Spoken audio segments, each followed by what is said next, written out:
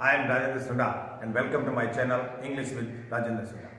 आज नरेशन का third part, जिस पहले हम जो बेसिक्स के बारे में चर्चा कर चुके हैं, आज जो ये चीज है जैसे he said, I am playing, इस पे जो प्रोनाउन का परिवर्तन है ये हम पढ़ चुके हैं। पहला परिवर्तन ये था, दूसरा ये था, तीसरा प्रोनाउन का था, चौथा वर्ब का, और इसके आगे एडवर्ब भी लगा के मैं पांचवा परिवर्तन भी कर देता हूं। चौथा और पांचवा परिवर्तन ये है।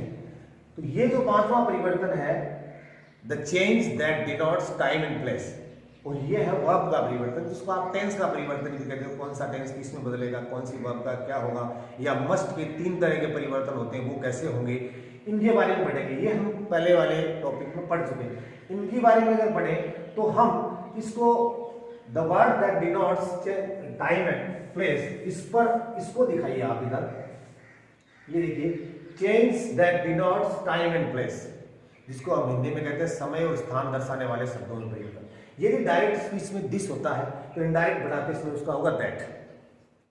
यदि दीज होगा तो आपको करना है दोज, नाउ होगा तो देन, अगो, बिफोर, टुडे होगा तो दैट डे होगा। और इनको देखिए, टुमारो का नेक्स्ट डे नहीं द नेक्स्ट डे करोगे, यस्टरडे का द प्रीवियस डे या द लास्ट डे करोगे। इसके अलावा टुनाइट होगा तो दैट नाइट हो जाएगा। ये चीजें हैं, आप इसको एक बार देख के और फिर इधर आए। अब ये जो परिवर्तन है उसमें कई बार आपने ये भी देखा होगा कि कम का गो होता है, हर बार नहीं होता। कम का गो कब होता है और कब नहीं होता, इसके अंदर दिया हुआ है। कम का गो कब होगा कब नहीं होगा, वो हम आगे सेंटेंस में एग्जाम्पल में आपको बताएंगे, एक्सप्लेन करेंगे। हर बार कम का गो नहीं होता। यहां अगला जो अपना है ये है वर्ब का परिवर्तन। वर्ब बोलते हो या आप जिसको टेंस बोलते हो, जिसका भी जो परिवर्तन है उस परिवर्तन की बात करते हैं। उसमें होता क्या है कि present simple, present continuous, present perfect और प्रेजेंट परफेक्ट कंटिन्यूअस, चारों पास्ट बदलते हैं, ठीक है। और आगे किस तरह से बदलते बोलो तो अपन इसका एक शॉर्ट वे देखते हैं कि कम से कम रूल्स में हमारे कॉन्सेप्ट क्लियर हो। उसके लिए देखते हैं, सबसे पहली चीज ये यहाँ पे देखिए कि यदि आपको मिले वर्ब की फर्स्ट फॉर्म, आपको मिले वर्ब की फर्स्ट फॉर्म के साथ एस या ईएस, या आपको डायरेक्ट में मिले डू, या आपको मिले डच, तो आपको क्या करना है? आपको दो ही चीजें करनी है, या तो वर्ब की सेकंड फॉर्म करनी है या डिड प्लस वर्ब की फर्स्ट फॉर्म करनी है। ये हमारा पहला परिवर्तन है, इसको करना है। यानी वर्ब की फर्स्ट फॉर्म आ जाए, एस या एस आ जाए, या डू डज आ जाए, तो या तो वर्ब की सेकंड फॉर्म करोगे अफर्मेटिव में, और नेगेटिव इंटरोगेटिव में डिड प्लस वर्ब की फर्स्ट फॉर्म करोगे। सेकंड चीज, यदि किसी के अंदर आपको इज, आर, एम ये हो, या इनके साथ वर्ब की फर्स्ट फॉर्म के साथ आईएनजी हो, तो आप क्या करोगे? इज, आर, एम का कर दोगे वॉज, वर, और वर्ब की फर्स्ट फॉर्म के साथ आईएनजी कर दोगे। और ये अपना हो गया सेकंड, वर्ब का जो दूसरा परिवर्तन है सेकंड। थर्ड देखिए, थर्ड में मैं थोड़ा इधर से लेता हूं इसको। देखिए, एक तो है हैज, हैव, ऐसे कर देता हूं। वर्ब की सेकंड फॉर्म आ जाए, डिड प्लस वर्ब की फर्स्ट फॉर्म आ जाए, इटसेल्फ खुद हैड आ जाए, या वॉज, वर आ जाए, तो इन सारे का, सबका एक ही होगा, और वो होगा हैड। हैड के आगे अगर इनके हैज है, उनके आगे थर्ड फॉर्म है तो यही थर्ड फॉर्म कर दो।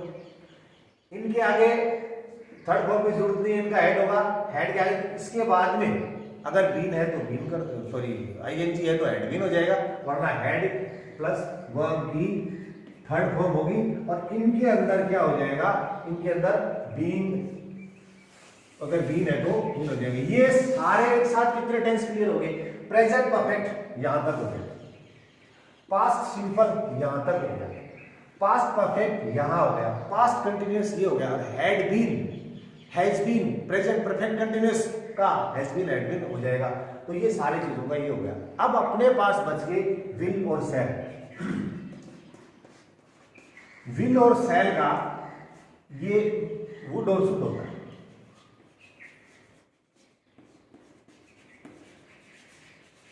वुड और शुड आगे वर्ब की फर्स्ट फॉर्म होती है। और कैन और मे,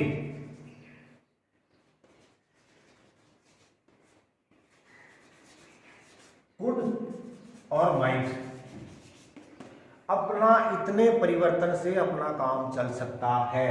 अब देखिए सारे टेंसेस में कैसे आ गई, प्रेजेंट सिंपल आ गया, प्रेजेंट कंटिन्यूअस आ गया, प्रेजेंट परफेक्ट आ गया, इसके आगे बीन लग जाएगा तो इसके आगे भी बीन लग जाएगा, प्रेजेंट परफेक्ट हो जाएगा।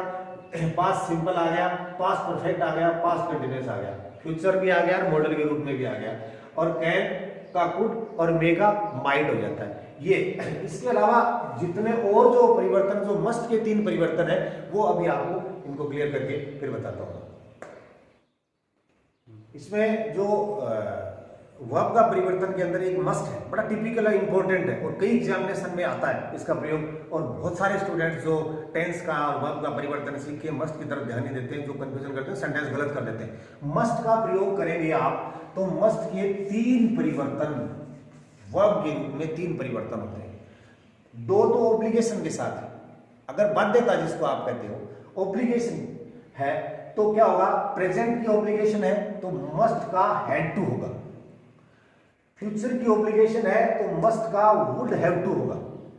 और यदि सिर्फ रूल की बात कर रहे हो, आप कानून की बात कर रहे हो, नियम बता रहे हो, तो मस्ट का मस्ट ही रहेगा। तो ध्यान दीजिए 3 चीजें एक बार क्लियर कर देते हैं। 3 चीजें मस्ट, अगर मस्ट आया है तो आप 3 चीजें कर सकते हो।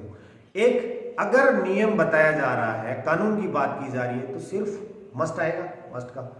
दूसरी बात, यदि ऑब्लिगेशन है, बाध्यता है, आपको कंपेल किया गया है, तो 2 चीजें आएंगी। वर्तमान में हैड टू, फ्यूचर में वुड हैव टू। ओके, तो देखिए इसको इस तरह से देखते हैं। पहला सेंटेंस है he said you must do it at once, और यहां पर इसके अंदर ऑब्लिगेशन है प्रेजेंट की, कि you must do it at once या you must stop it at once. Okay, या you must follow it at once, immediately, जो भी चीज है। ये जब वर्तमान की बात करेंगे तो यहां पर आ जाएगा ही टोल्ड। अब क्योंकि यहां ऑब्जेक्ट नहीं है तो आप यहां ऑब्जेक्ट लगा लीजिए। ऑब्जेक्ट नहीं होता है तो क्या करना पड़ता है, आपको इमेजिन करना पड़ता है, इमेजिनरी ऑब्जेक्ट लाना पड़ता है, वो हम आगे पढ़ेंगे। अभी मैं एक बार याद लगाता हूं, ही टोल्ड मी दैट। अब क्योंकि यू सेकंड पर्सन है तो इसके अनुसार बदलेगा, आई और बी होता तो यहां जाता, इसका सब्जेक्टिव केस में आई हो जाएगा। अब बात रही कि मस्ट का आप क्या करोगे, तो मस्ट का मस्ट भी होता है, हैड टू भी होता है, वुड हैड टू भी होता है। यहां पर क्या होगा कि आपको ये करना है, आपकी बाध्यता है और वर्तमान में है, तो यू आई हैड टू, ये आपको ध्यान रखना। I had to do it at once या दैट एट वंस, या इट एट वंस भी कर सकते हो, इट, ये चीज, ये हो गई ऑब्लिगेशन प्रेजेंट की। अब बात है फ्यूचर की ऑब्लिगेशन में क्या करोगे। He said to me you must bring your Aadhaar card tomorrow, you must bring your Aadhaar card tomorrow, you must report my office the next day. तो इस तरह से अगर फ्यूचर की बात करेंगे, जहां फ्यूचर हो रहा है और बाध्यता हो रही है, तो वुड हैव टू का प्रयोग होगा। तो ही टोल्ड मी, पहला परिवर्तन हो गया। देन दैट, दैट यू, इसके अनुसार बदल जाएगा आई। अब इसका क्या करोगे, ऑब्लिगेशन है, फ्यूचर का है, तो वुड हैव टू ब्रिंग।